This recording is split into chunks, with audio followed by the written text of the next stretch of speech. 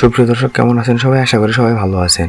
প্রতিদিনের মতো চলে এলাম আজকের এই মুহূর্তের গুরুত্বপূর্ণ ঝড় বৃষ্টি, নিম্নচাপ এবং আবহাওয়ার সর্বশেষ আপডেট নিয়ে। আজ 8 জুলাই মঙ্গলবার 2025। লঘুচাপের প্রভাব কিছুটা কমে এলেও মৌসুমী বায়ুর প্রভাবে সাগর আজও উত্তাল থাকার সম্ভাবনা রয়েছে, যার ফলে বাংলার আকাশটা সারাদিনই থাকবে মেঘাচ্ছন্ন।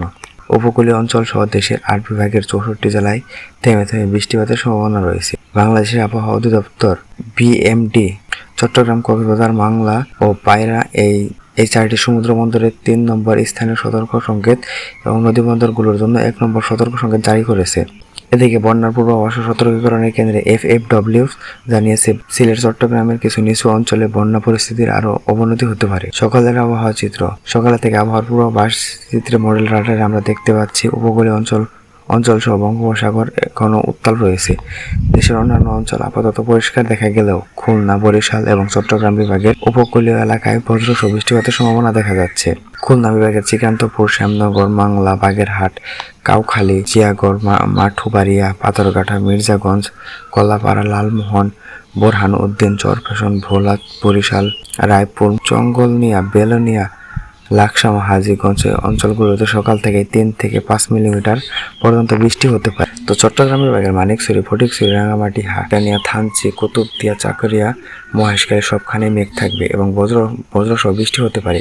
বিশেষ করে হাটহাজারী, চিটাগাং, রাজস্থলী অঞ্চলে সর্বোচ্চ 16 মিলিমিটার পর্যন্ত বৃষ্টির সম্ভাবনা রয়েছে। অন্যদিকে ঢাকা, রাজশাহী, ময়মনসিংহ, সিলেট এবং রংপুর বিভাগের আকাশ থাকবে সকাল থেকে কিছুটা পরিষ্কার। হালকা ভাসমান মেঘ দেখা গেলেও এই অঞ্চলগুলোতে সকাল থেকে বৃষ্টির কোনো সম্ভাবনা নেই। দুপুরের দিকে আবহাওয়া বড় পরিবর্তন আসবে। দুপুর 1টার পর থেকে বাংলার আকাশ মেঘে ছেয়ে যাবে। ঢাকা বিভাগ সহ দেশের 8 বিভাগের 64 জেলায় হালকা থেকে মাঝারি বৃষ্টি হওয়ার সম্ভাবনা রয়েছে। যশোর, খুলনা, সাতক্ষীরা, বাগেরহাট, ঝিনাইদহ, মাগুয়া, নড়াইল, কুষ্টিয়া, চুয়াডাঙ্গা এবং মেহেরপুর খুলনা বিভাগের জেলাতে আকাশ থাকবে হালকা মেঘে ঢাকা। বরিশাল বিভাগেও সর্বোচ্চ 6 মিলিমিটার বৃষ্টি হতে পারে। চট্টগ্রাম বিভাগের খাগড়াছড়ির দিকে 7 মিলিমিটার বজ্রসহ বৃষ্টি হওয়ার সম্ভাবনা রয়েছে। এছাড়া চট্টগ্রাম, কক্সবাজার, রাঙামাটি, বান্দরবান, খাগড়াছড়ি, নোয়াখালী, লক্ষ্মীপুর, ফেনী, কুমিল্লা, চাঁদপুর, ব্রাহ্মণবাড়িয়া সবখানে মেঘ থেমে থেমে হালকা বৃষ্টির সম্ভাবনা রয়েছে। ত্রিপুরা রাজ্য একই অবস্থা বিরাজ করবে। ঢাকা বিভাগের সব জেলাতে যেমন ঢাকা, নারায়ণগঞ্জ, মুন্সিগঞ্জ, গাজীপুর, নরসিংদী, টাঙ্গাইল, ফরিদপুর, রাজবাড়ী, মাদারীপুর, শরীয়তপুর, গোপালগঞ্জ, কিশোরগঞ্জ, মানিকগঞ্জ আকাশ মেঘাচ্ছন্ন হয়ে থাকবে এবং গুঁড়ি গুঁড়ি বৃষ্টি হতে পারে। বিক্ষিপ্ত বজ্রসহ বৃষ্টির সম্ভাবনা রয়েছে। রাজশাহী ও রংপুর বিভাগে আকাশ আংশিক মেঘাচ্ছন্ন থাকবে, তবে ভারী বৃষ্টির সম্ভাবনা নেই। হালকা গুঁড়ি গুঁড়ি বৃষ্টি হতে পারে। সিলেট ও ময়মনসিংহ বিভাগের ক্ষেত্রে মৌলভীবাজার থেকে 2 মিলিমিটার বজ্রসহ বৃষ্টির সম্ভাবনা রয়েছে, তবে অন্যান্য অঞ্চলে তুলনামূলক পরিষ্কার থাকবে। বিকেল ও সন্ধ্যায় আবহাওয়া বিকেল 3টার পর থেকে ঢাকা বিভাগ সহ দেশের 8 বিভাগের 64 জেলাতে বজ্রসহ বৃষ্টিপাতের সম্ভাবনা রয়েছে।